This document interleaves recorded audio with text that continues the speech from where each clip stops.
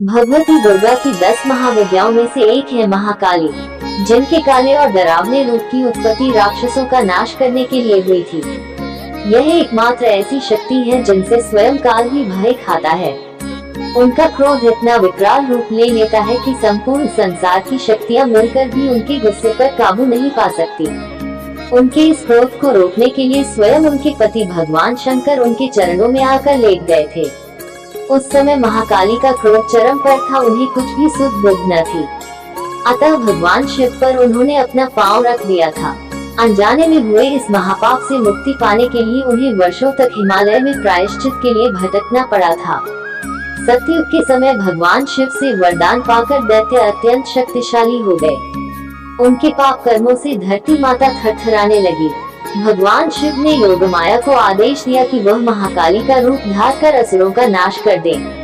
उनके क्रोध को शांत करने के लिए भगवान शिव भी दैत्य रूप में आ गए और दोनों में विकराल युद्ध हुआ, जिससे कि देवता तक कांप उठे।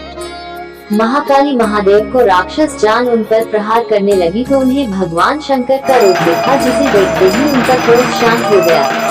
अपनी भूल का प्रायश्चित करने के लिए वो हजारों वर्षों तक हिमालय में भटकती रही। माना जाता है कि व्यास नदी के तट पर जब महाकाली भगवान शिव को प्रसन्न करने के लिए समाधि में मग्न हो गए तो उनके तप के प्रभाव से प्रसन्न होकर भगवान शंकर ने उन्हें दर्शन दिए और उन्हें उनके पाप से मुक्त किया। इस तरह से महाकाली को भूलवश हुए अपने महापाप से मुक्ति मिली। तभी वहाँ ज्योतिर्लिंग की स्थापना हुई थी और मंदिर का नाम श्री कालीनाथ महाकालेश्वर महादेव मंदिर पड़ा। सतयुग से आरंभ हुआ इस शिवलिंग का पूजन आज तक होता आ रहा है। श्री कालीनाथ महाकालेश्वर महादेव मंदिर व्यास नदी के तट पर है। यहाँ पर स्थापित शिवलिंग भी अपने आप में अद्वितीय है।